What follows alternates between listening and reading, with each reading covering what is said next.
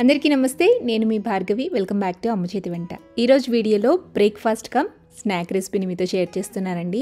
మైదా పిండి లేకుండా బియ్యం పిండితోనే చిట్టి చిట్టి పునుగుల్ని ఎలా వేసుకోవచ్చో చూపిస్తున్నా. అండ్ దీనికి కాంబినేషన్గా మంచి టమాటా చట్నీని కూడా ఎలా చేసుకోవచ్చో చూపిస్తున్నాను. ఇన్స్టెంట్గా అప్పటికప్పుడు చేసేయచ్చు. పిండిని నానపెట్టే పని ఉండదన్నమాట.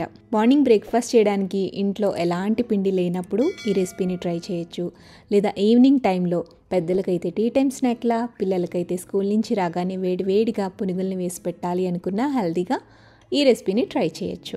క్రిస్పీగా, క్రంచీగా, చాలా టేస్టీగా ఉంటాయి. అండ్ ఎస్పెషల్గా దీనికి కాంబినేషన్గా మనం చేసే చట్నీ, ఈ రెండింటి కాంబినేషన్ చాలా బాగుంటుందండి. డెఫినెట్గా ట్రై చేయాల్సిన రెసిపీ ఇది.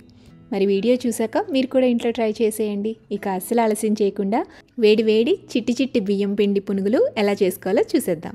ఫస్ట్ ఈ పునుగుల్లోకి కాంబినేషన్గా టమాటా చట్నీని ఎలా చేసుకోవాలో చూపిస్తాను. స్టవ్ మీద ప్యాన్ పెట్టుకోండి. అందులోకి 1 టేబుల్ స్పూన్ దాకా ఆయిల్ వేసుకోండి. ఆయిల్ హీట్ అయ్యాక 1/2 టేబుల్ స్పూన్ దాకా పచ్చిశనగపప్పు, 1/2 టేబుల్ స్పూన్ దాకా మినపప్పు వేసి దోరగా వేయించండి. ఇవి వేగిన తర్వాత ఇందులోకి కారానికి తగ్గట్టుగా 4 నుంచి 6 దాకా ఎండుమిర్చి, 2 లేదా 3 పచ్చిమిర్చి కూడా వేయండి. ఇందులోనే 1 ఇంచు దాకా అల్లాన్ని పైన పొట్టు తీసేసి ఇలా చిన్న ముక్కలుగా కట్ చేసుకుని వేసుకోండి. అలాగే 4 లేదా 5 పొట్టు తీసేసిన వెల్లుల్లిపాయల్ని కూడా వేయండి. తర్వాత ఒక చిన్న ఉల్లిపాయని ఇలా పెద్ద ముక్కలుగానే కట్ చేసుకుని వేసుకోండి. నెక్స్ట్ ఇందులోనే 4 లేదా 5 టమాటాలని తీసుకుని ఇలా పెద్ద ముక్కలుగా కట్ చేసుకుని ఇందులోనే వేసేసేయండి. ఇప్పుడు ఒక 1/2 టీ స్పూన్ దాకా పసుపు, రుచికి సరిపడా ఉప్పు కూడా వేసేసి ఇందులోనే కొద్దిగా చింతపండు వేసుకోండి. ఎక్కువ పులుపు అవసరం లేదండి, చాలా తక్కువ వేసుకోవాలి. అంతా బాగా కలుపుకొని మూత పెట్టి టమాటాలు, ఉల్లిపాయలు మెత్తగా మగ్గేంత వరకు ఆయిల్లో మగ్గించుకోండి. టమాటాలు, ఉల్లిపాయలు సాఫ్ట్గా మగ్గిపోయాక ఇందులో 1 రెమ్మ దాకా కరివేపాకు, అలాగే 1/2 కప్పు దాకా కొత్తిమీర కూడా వేసేసి ఒక్కసారి కలిపేసేసి స్టవ్ ఆపి పక్కకు దించుకుని పూర్తిగా చల్లారనివ్వండి. చల్లారాక మిక్సీ జార్లోకి తీసుకుని కొద్దిగా నీళ్లు వేసి ఇలా మెత్తగా గ్రైండ్ చేసుకోండి.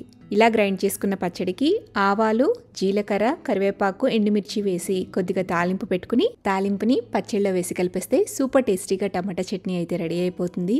ఏ బ్రేక్ఫాస్ట్లోకైనా లేదా ఈవినింగ్ స్నాక్స్లోకైనా ఈ చట్నీ చాలా బాగుంటుందండి. చట్నీలో సాల్ట్ తక్కువైతే కొద్దిగా సాల్ట్ని యాడ్ చేసుకుని అడ్జస్ట్ చేసుకోండి.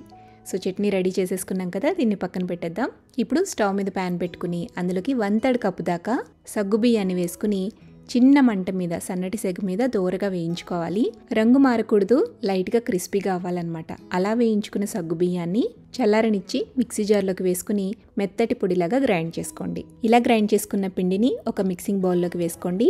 ఇప్పుడు ఏ కప్పుతో అయితే సగ్గుబియ్యం తీసుకున్నామో అదే కప్పుతో ఒక ఫుల్ కప్ దాకా బియ్యం పిండి వేసుకోవాలి. ఇందులోనే రుచికి సరిపడా ఉప్పు, చిటికెడంతా వంట సోడా కూడా వేయండి. తర్వాత 1/4 కప్పు దాకా పెరుగు కూడా వేసుకోండి. పెరుగు కాస్త పులిసిందైతే టేస్ట్ బాగుంటుందన్నమాట.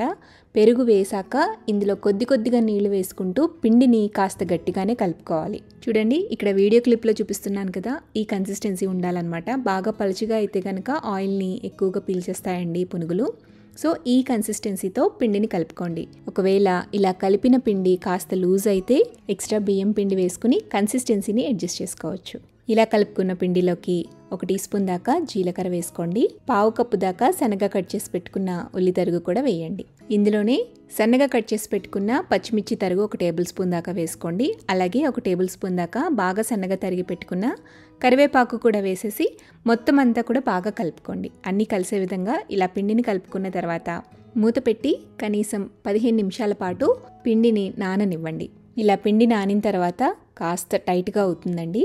ఆ తర్వాత ఈ పిండిని మనం పునుగుల కింద వేసుకోవటమే. డీప్ ఫ్రైకి సరిపడా ఆయిల్ పెట్టుకుని ఆయిల్ హీట్ అయ్యాక మంటని మీడియం ఫ్లేమ్లోకి పెట్టి స్లోగా పునుగుల కింద ఇలా పిండిని డ్రాప్ చేయండి. పునుగులు అనేవి ఒకదాని మీద ఒకటి పడిపోకుండా ఇలా ఈవెన్గా స్ప్రెడ్ అయ్యే విధంగా వేస్తే సరిపోతుందండి. మరీ ఎక్కువ వేసేస్తే కనుక ఒకదానికి ఒకటి అంటుకుపోయి సరిగ్గా రావన్నమాట. ఇలా ఆయిల్కి సరిపోయే విధంగా పునుగుల్ని వేసుకున్న తర్వాత మీడియం ఫ్లేమ్లోనే ఈ పునుగుల్ని చక్కగా వేయించండి. పునుగులు వేసిన వెంటనే కలిపేయకుండా కాస్త వేగి పైకి తేలిన తర్వాత 2 వైపులా కూడా తిప్పుకుంటూ మంచిగా క్రిస్పీగా గోల్డెన్ షేడ్ వచ్చేంత వరకు బాగా ఫ్రై చేయండి. ఫ్రై చేసుకున్న పునుగుల్ని పక్కకు తీసేసి మళ్ళీ నెక్స్ట్ బ్యాచ్ కింద సేమ్ ఇదే ప్రాసెస్లో పునుగుల్ని వేసుకుని వేయించుకోవటమే. ఇలా పిండి మొత్తాన్ని కూడా చక్కగా పునుగుల కింద వేసేసుకోవచ్చు. అయితే మీరు ఎన్ని పునుగులు వేసినా కూడా అలా క్షణాల్లో అయిపోతాయి అన్నమాట. అంత టేస్టీగా క్రిస్పీగా క్రంచీగా చాలా బాగుంటాయండి. సో అందుకని కాస్త పిండిని ఎక్కువే కలుపుకొని చేసుకోండి. అంతే, చాలా సింపుల్గా బ్రేక్ఫాస్ట్లోకైనా స్నాక్లోకైనా మంచి క్రిస్పీ పునుగులు అయితే రెడీ అయిపోయాయి. ఈ పునుగుల్ని మనం తయారు చేసుకున్న టమాటా చట్నీతో సర్వ్ చేసుకుంటే చాలా రుచిగా ఉంటాయన్నమాట. నెక్స్ట్ టైం మీరు కూడా మైదా పిండితో కాకుండా ఇలా బియ్యం పిండితో నేను చెప్పినట్టుగా పునుగుల్ని ట్రై చేయండి. ట్రై చేసి టేస్ట్ చేశాక మీ ఫీడ్బ్యాక్ని నాతో షేర్ చేయడం అస్సలు మర్చిపోవద్దు. వీడియో నచ్చితే లైక్ చేయండి, మీ ఫ్రెండ్స్కి రిలేటివ్స్కి షేర్ చేయండి. మరిన్ని టేస్టీ సింపుల్ క్విక్ రెసిపీస్ కోసం అమ్మ చేతి వంట ఛానల్ని సబ్స్క్రైబ్ చేయండి.